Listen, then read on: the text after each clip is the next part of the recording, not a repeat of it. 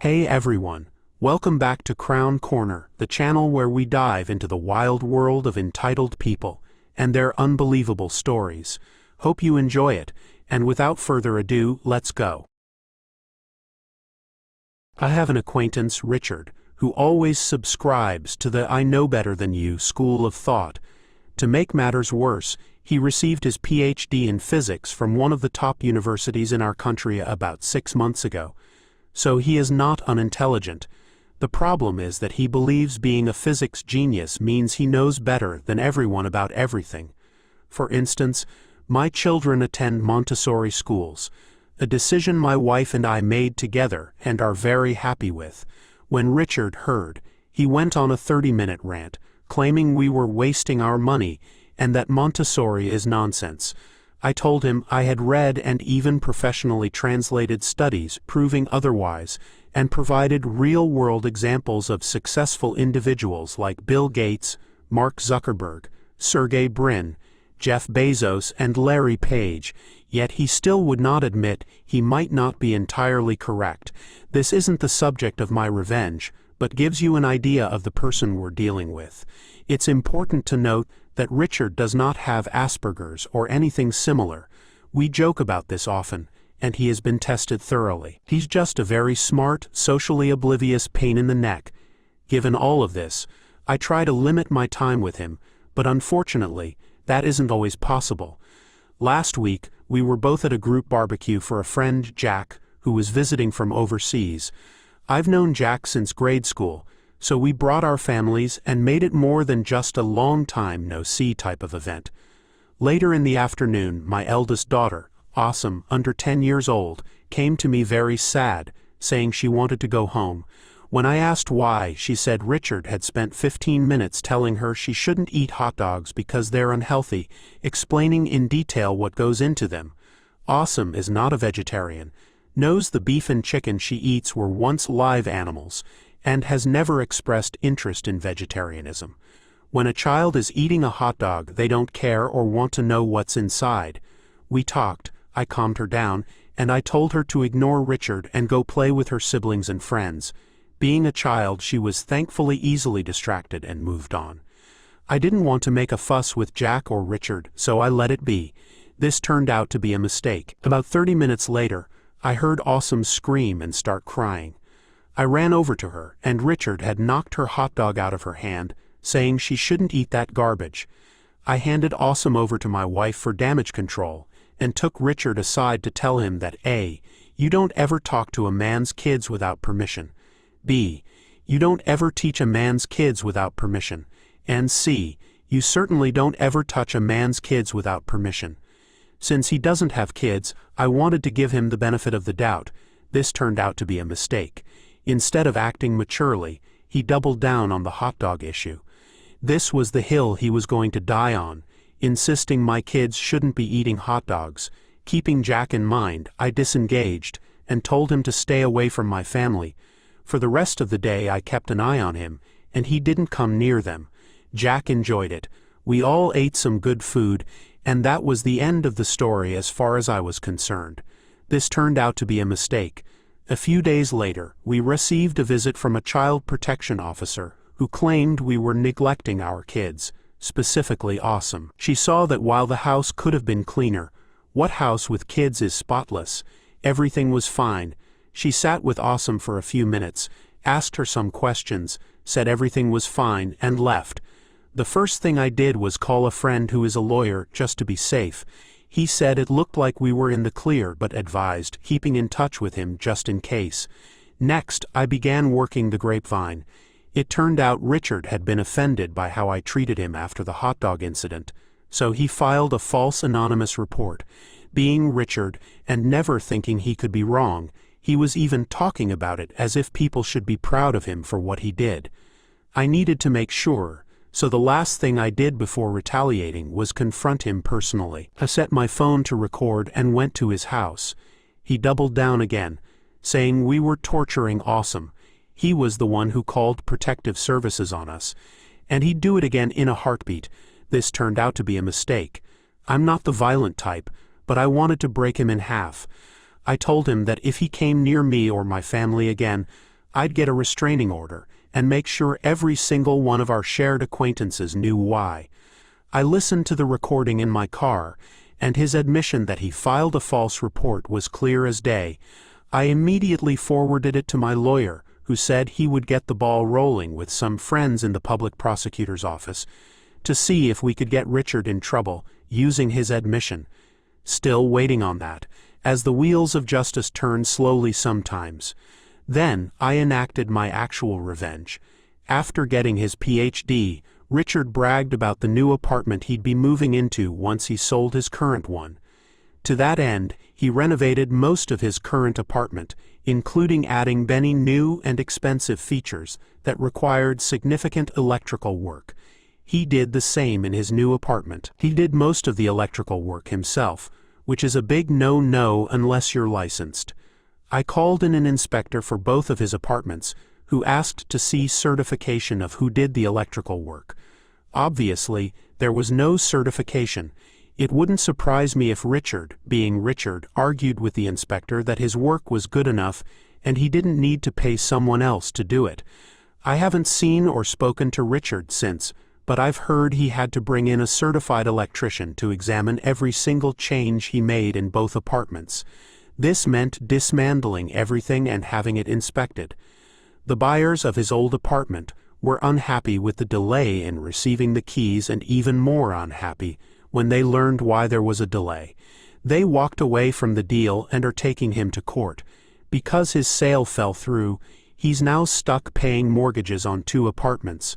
I don't know if there was a fine levied against him, but I certainly hope so. The lesson of the story: you don't ever mess with a man's kids. This happened about 20 years ago when our daughter was barely a year old. My wife and I were living in her mother's double-wide mobile home, paying the lot rent and power, which was fine for a newlywed couple with a baby. Some backstory is needed here. My mother-in-law had been dating a man on and off for years who was well known in town as the town drunk. This small farming agricultural city right off the interstate had fewer than 3,000 people. Her boyfriend had at least 1 DUI and, at the time, could not drive without an interlock device. So he walked to the bar, got heavily intoxicated, and generally walked or got a ride from someone home. On this fateful night, my wife and I were watching TV. The baby was asleep in her room when we saw shadows outside and heard knocking at the door. We quickly concluded that it was her boyfriend knocking, and we ignored him. He stopped knocking, and we assumed he left. But suddenly he started knocking on the other door and then the windows. We knew he wasn't going to leave, and we didn't want him to wake up the baby. I grabbed a cell phone that didn't have service but still worked for emergencies and called 911. I told the dispatcher that the boyfriend was trying to break into our home at our address. The dispatcher, located in a different city within the same county about 45 miles away, responded, "I know that name." He sent the city police, 2 cars, and the county sheriff's deputies who happened to be nearby. Just as I was calling 911, the boyfriend opened the door we had forgotten to lock and tried to come in. He was very drunk and kept saying, "I just want a ride home." We told him to hang tight as we had a ride coming for him. The police department was less than a mile from where we lived, so they arrived within 2 minutes of the call. Knowing who he was, they approached from 2 different locations, and a couple even had their guns drawn. They quickly grabbed him and cuffed him. One of the officers asked my wife if we wanted to press charges for breaking and entering or attempted breaking and entering since it was her mom's trailer. She declined but told him never to do that again. One of the city officers, a female, told him, "You're lucky that you did not wake up the baby, because if you did, I wouldn't care what she said. I would haul you to jail in a second." He kept muttering that all he wanted was a ride home. One of the other officers asked if I would be willing to drive him home. Before I could say anything, my wife said, "Yes, but only if he pays." The officer asked him how much money he had on him. It was $20 or $40, and made him give it to me before telling him he could go. They warned him to never do it again because they all knew who he was and where he lived, and they wouldn't be nice the second time around. So the main point here: he got a ride home, but it cost him whatever money he had left, and he was scared sober, or so I would like to think. He honestly did not think what he was doing was wrong, by his own admission. He never tried again, and my mother-in-law finally got tired of him and broke it off because, as she said, if she had to choose between her granddaughter and daughter or her boyfriend, her granddaughter and daughter would win every time. This isn't a story that happened to me, but I was there to witness it. I worked in a boutique shop for almost 4 years before I finally quit in September 2022. They sold basically everything: holiday items, home fashion, furniture, food, pet supplies, kitchenware, bathroom items, candles, toiletries, you name it. This story happened in 2019, so some dialogue may not be completely accurate. I was working at the register that day, when a woman came up to me with her receipt, saying that something rang up wrong. She was rather rude about it, claiming that when she came in the other day, it was supposed to come up at a different price. At the time, registers couldn't do refunds, only customer service could. So I called up someone, and they told me they had to go to customer service, but they would see what they could do. As we were waiting, my walkie went off, and I heard my coworker's voice. She said a line that makes you beyond curious upon hearing it. "Can I have a manager at Register 8? Note: I was on Register 2, which is closest to the door. As I heard that, a customer walked past my register towards the door and looked at me and my customer. He responded with, "Someone call the police, we have a jerk over here," and continued to walk out the door. As soon as that customer said that, all our attention turned to my coworker. There was an older man beginning to scream at her, and from where I was it was a bit hard to hear because of his yelling. However, I did hear something like, "You stole my money, you're robbing me, and I'm going to call the cops." This guy was screaming so loudly that everyone within checkout or in front of the store was paying attention to what was happening with this guy and my coworker. Several people told him that he needed to calm down, but he always responded with, "Mind your own business." People around my register started saying we needed to call for security or the police. Even the woman who complained about her receipt was saying how this guy was out of control.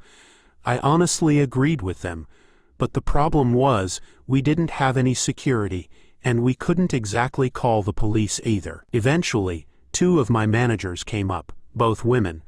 One dealing with my customer and the other dealing with this customer. At this point, I started taking my next customer, apologizing to her for the wait, and continued with my business. The guy did walk past my register to get to customer service, but I avoided eye contact. A little later, when we didn't have any customers, I asked my coworker if she was okay, and she said she was. She didn't even look fazed by what happened. I asked her what had happened since I missed the beginning of this. She told me that this customer was buying items, including roasting sticks that were $1 at the time. Here is a rough translation of the incident. We'll refer to the guy as Crazy Guy. Coworker: "Okay sir, here is your change." Proceeds to hand him a little over $2 in change. Crazy Guy: "I'm not touching that, you overcharged me." Proceeds to show her his receipt to show she accidentally charged him for 2 roasting sticks. Coworker: "Oh, I did? I'm sorry sir, that was my mistake. Mistakes happen." Crazy Guy: "Well, I don't make mistakes." Coworker: "Okay sir, well you can go to customer service and get your money back." Crazy Guy: "No, I want my $10 back now." Coworker: "Sorry sir, I can't do that." Proceeds to close the register drawer with the change still in hand. And that's when all chaos broke loose for this guy. But the thing is, this Crazy Guy didn't even spend $10, according to my coworker. He was just really upset over being overcharged $1. There were no cops involved, just a crazy guy freaking out over $2, who also got the $2 back. I must say that my coworker was a legend because of how well she handled this situation. My guess is that she's older and has dealt with customers like this before. I overheard her say she was glad it happened to her instead of one of the younger employees. I probably would have cried if this was me, since I'm terrible with confrontations and people yelling at me. My manager later said she came out from the back of the store and heard the screaming. So that should give you an insight into how loud this guy was yelling. I'm glad to be finally free of that place. It became a toxic work environment, but that itself is a collection of stories of how much stuff I had to deal with. However, after working there for nearly 4 years, that had to be the craziest rude customer I've ever witnessed. Now, just to get this out of the way, I know that the issue that sparked this was petty, but the way it was handled was definitely clever. When my father was younger, he moved around a lot. Because of this, he was always the new kid and got picked on almost every time until he learned he didn't have to take that nonsense anymore. This is one such case of how he would get revenge. At the place my dad lived at the time, he had been there for longer than most places. He lived at that house for a few years, whereas in some places he would only spend a couple of months.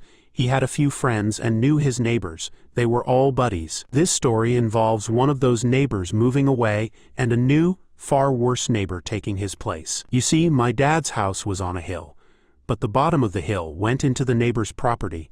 When winter came and it snowed, my father and his friends, including the neighbor's kids, would all go sledding down the hill and have a great time. The neighbor's kids got to go onto my grandparents' property to go down the hill, and my dad got to sled all the way down into theirs. No issues arose until the old neighbor and his kids moved out, and the new neighbor, henceforth referred to as Kevin, moved in. From day one, Kevin was a jerk. He would litter, kick the other neighbor's animals, and scream at a sweet old lady who lived across the street for looking at him funny. Now, my dad didn't think much of it, but when winter came, he learned how much he truly hated Kevin. When the first snow came, my dad and his friends went to go sled down the hill like they always did. They went down a few times, but then Kevin came out. He started screaming about how they were on his property and how they needed to get off right now, or he would call the police on them for trespassing. Now, my dad has always been a pretty reasonable guy, so he understood that while this guy was a jerk, it was still his land, and he could tell them to leave if he wanted to. This meant he and his friends had to go slower down the hill so they could stop before crossing into his property, and that could have been the end of it. But no, Kevin, being Kevin, decided that he could send his kids out and tell them that they were free to go onto my grandfather's property and go down my dad's part of the hill. They were politely met with an "oh no" from my dad and his friends. My dad then marched over to Kevin's house and politely explained that if he was willing to let my dad and his friends go down the hill, they would let Kevin's kids come up his side to sled as well. Kevin then started screaming at my dad about how they needed to let his kids sled but that they still couldn't sled. After getting chewed out for a solid 30 minutes, my dad and my uncle left, with Kevin still yelling at them. .. The revenge. Psychological warfare. Now, because my dad had known the previous neighbors, he knew the layout of the house pretty well. He knew that the gravel path in Kevin's backyard that led into the wooded areas behind both his and Kevin's homes connected to his own gravel path in his backyard. He also knew that Kevin's family recently had a brand new baby girl. By chatting up the wife, who was much nicer and more reasonable than Kevin, he learned a few key things. 1. The new baby was a very light sleeper and was difficult to get to sleep. 2. Kevin's wife took care of the baby during the day, so Kevin was exclusively responsible for taking care of her during the evening. While my dad was clearing his own driveway and path, he offered to clear Kevin's driveway and gravel path as well. What he really cared about was clearing the gravel path, as Kevin never cleared his in the winter, and my dad needed a way to get to the house without his footprints being seen. Now all the steps were in place for my dad's master plan. He waited until the dead of night, then using the gravel path, snuck up to Kevin's home. Fortunately for my dad, the path circled around the house, so he then walked up the path to where the baby's room was. He picked up handfuls of gravel and started chucking the little pieces one by one at the window. He did this until the baby woke up. When the baby woke up, she screamed like there was no tomorrow. It was so loud. Kevin came rushing in to get the baby back to sleep. He rocked the baby back to sleep while my dad patiently waited. After the baby went back to sleep, and my dad knew that Kevin had gone back to bed, he repeated the process. Now keep in mind, this was all during winter break, so my dad had slept through the day.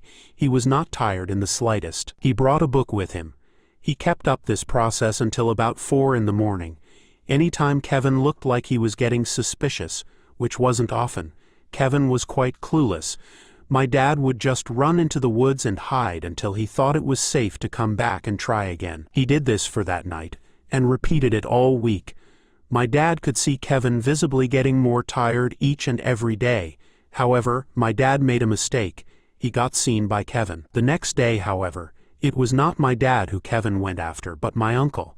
Kevin attacked him in his sleep-deprived state, was arrested for assault, and while he didn't see jail time, he faced many fines and apparently lost his job. He never yelled at my dad for going down the hill again. This happened last year. I had just sold my home in my homeowners association. About 5 years ago, I bought a 1,500 square foot townhome condo in an up-and-coming town right in the downtown area. This property was valuable, with home prices having increased 35% since I purchased it. It was a wonderful area within walking distance of everything I loved as a single bachelor. When I moved in, all my neighbors were wonderful. We all got along great, except for one person. She belonged to the Homeowners Association board but was moving on because you can only serve for 8 years. We'll call her Karen. Karen is a 65-plus-year-old widow whose husband died unexpectedly from a heart attack. She doesn't have much to do. She met a man online and moved on, and I was happy for her. Talking to my passive neighbors, I heard bits and pieces of why things were the way they were in the Homeowners Association because of Karen and another woman who had to move due to age. On the board, the two of them bullied residents. They changed the landscaping from mulch to pine needles. They stopped upkeep on the pool deck because they hated kids, and they reported one house for anything and everything because the kids were too loud. I got married, and my wife has been living with me for 2 years now. We are very happy. During this time, Karen began spending more and more time with her new boyfriend. He lives about an hour away from our house in the country. She initially spent weekends there, then a week, until she began living there all the time, spending very little time here. At our complex, there is only one rule on parking. Each resident is entitled to 2 spots close to their building, but not necessarily in front of their unit, and there is no limit to the number of parking spots you may occupy. Close to it is the key phrase. We have new folks on the board who are all under 40 years old, and the place is starting to get spruced up. We have some friends over regularly, and they park in front of our unit. Karen had 2 hip replacements done, and we hadn't seen her in about 7 months. Our little area of the complex consists of 8 townhomes that face each other, 4 on one side and 4 on the other. There are 8 spots for 3 homes and a handicapped spot for one of our neighbors. Karen started coming back around in January for longer periods, a day on the weekend to go downtown or to visit friends. She started complaining that we were in her spots. Again, there are no assigned spots. We were willing to move our friends' vehicles for her to another empty spot until she started occupying 2 spots at a time with her vehicle. This behavior continued as she would come in, taking 2 spots anytime she was here. The rules in the master deed state that no vehicle can take more than 1 spot without written permission from the board of directors or property management group, and cannot continue for more than 2 days with permission. This was to account for residents moving in and out. Suddenly that spring, my wife had a medical issue and was hospitalized for 4 days and on disability for 8 weeks. My mom was the only family member on both sides capable of coming down to help us out. She drove down and we needed to occupy 3 spots. I promptly let our property management company and the board of directors know what was happening, providing them with my mom's make, model, and plate number, and that she would be here for 6 to 8 weeks, just in case anyone had an issue. Karen's first time home in 6 weeks, we had a car in front of her house, but she had room for her vehicle. She marched over and banged loudly on the door, demanding we move the car, and tried to open my front door and walk into my home. Yes, she tried to enter my home. It shook my dog, who peed herself. It was that loud, and my dog growled and chased her out. I promptly told her there was no assigned parking and the rule is 1 car, 1 spot. We would move a car out of respect one last time and saw she occupied 2 spots with her car as usual. The next time it happened, 2 weeks later, we refused to move our vehicle. We also began taking pictures for our records and communicating with our homeowners association about Karen's erratic behavior.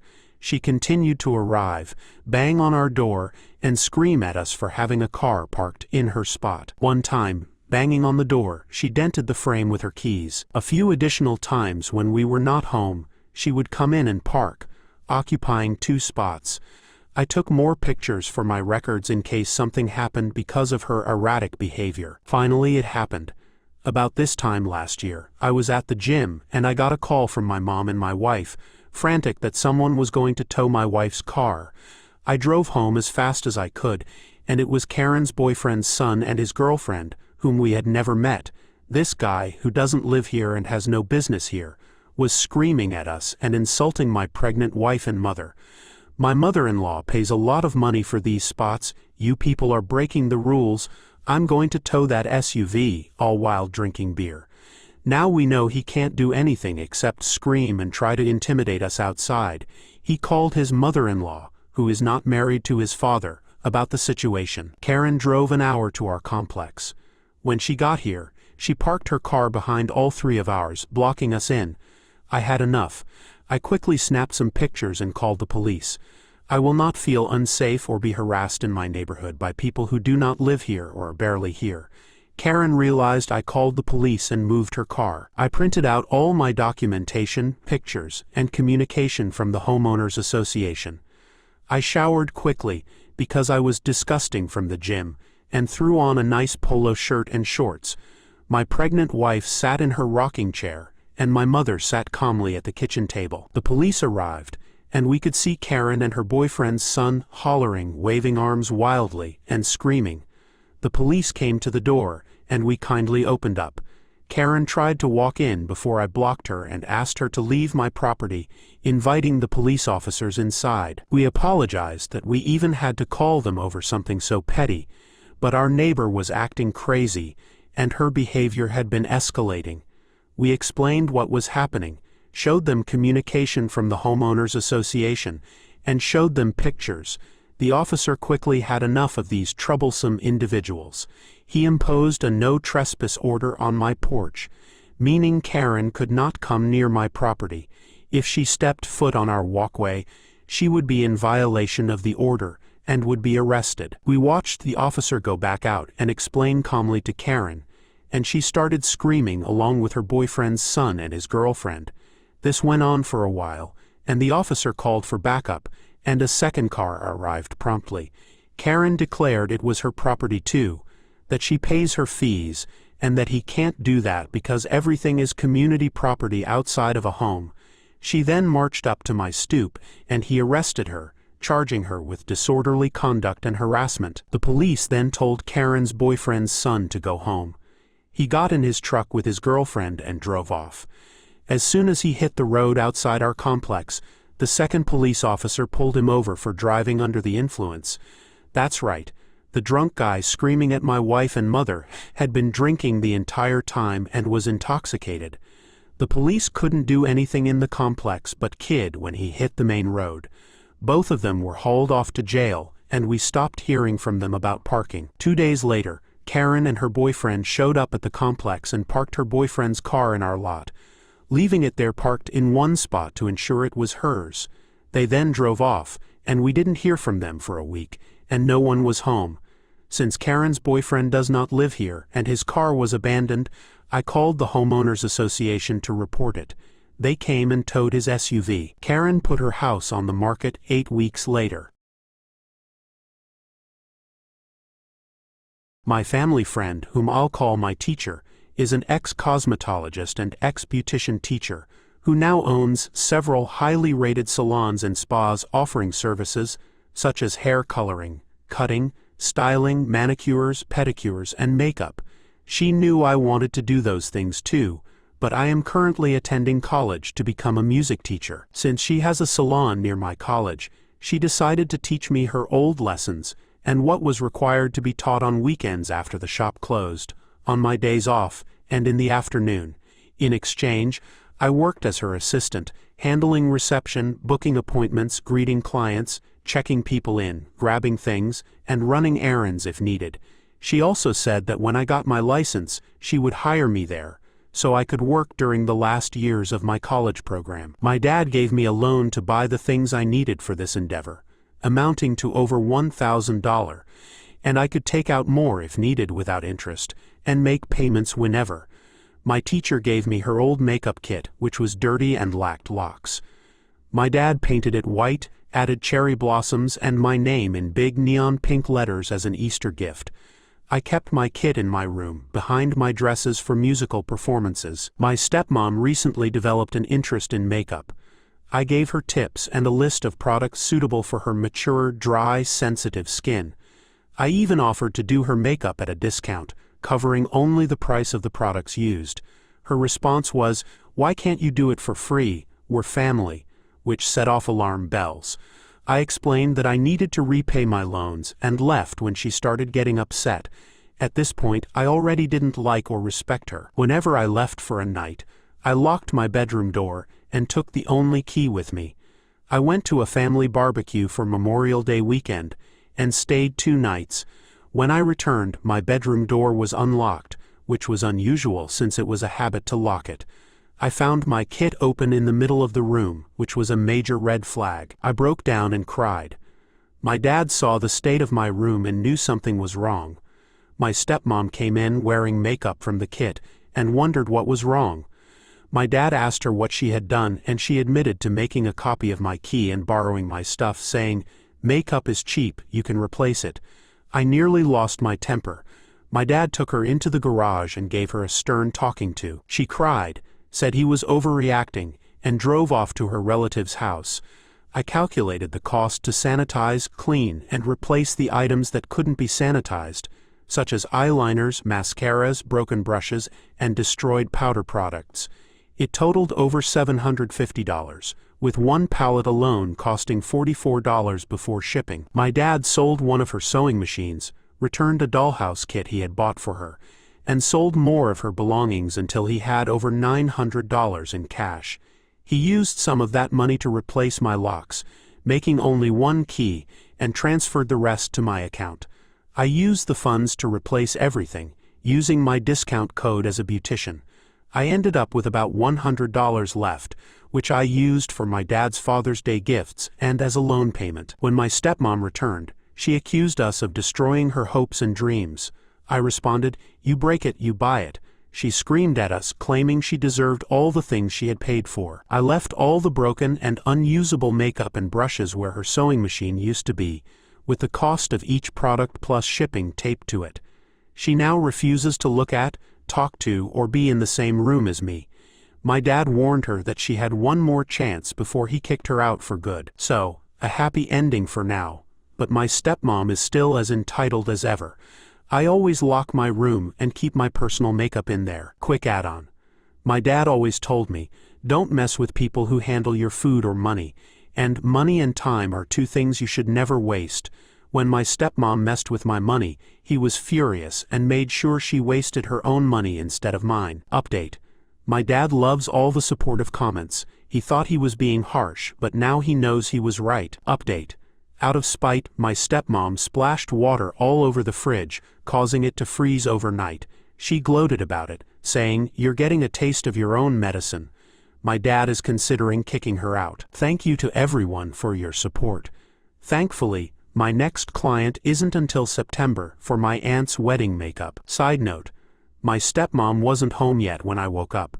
My dad, who was working on guitar amplifiers, said she wouldn't be around for a while. I feel like he was hinting that he had kicked her out, but it might just be a break. He saved the freezer though. A big thank you. I'm deeply grateful for the support and the kind offers of makeup donations. I thought I'd get some verbal support, but instead, I've found a caring support system. Thank you all. Story. To illustrate what kind of parent my dad is, while shopping for prom accessories, he quietly sent my mom $500 for prom shopping even though he was working away. I ended up getting pajamas, sweatpants, and new items for college. Update. My stepmom is upstairs with a U-Haul. Her brother, children, and the daughter's spouse are moving things out. I locked myself and my cat in my room and called the cops, but they're busy with the Atlanta riots. I'll update when it's over. Update. Cops arrested my stepmom for assaulting an officer, resisting arrest, trespassing, and theft. My dad pressed charges. Those helping her apologized, but still cursed us when we pressed charges. They left with the U-Haul. My dad and I agreed to pack her things and bring them to her. We'll spend Father's Day together with takeout and pizza. Update. Her belongings are gone, except some items to offset what my dad paid for her car. My mom had 2 surgeries back to back, but she's fine and home now. Thank you all for your support. I hope this is the end of it. Thank you for joining us. If you enjoyed the video, don't forget to hit the like button and subscribe for more captivating stories. Share your own experiences and opinions in the comments below, and let's keep the conversation going. Until next time, stay tuned for more epic tales.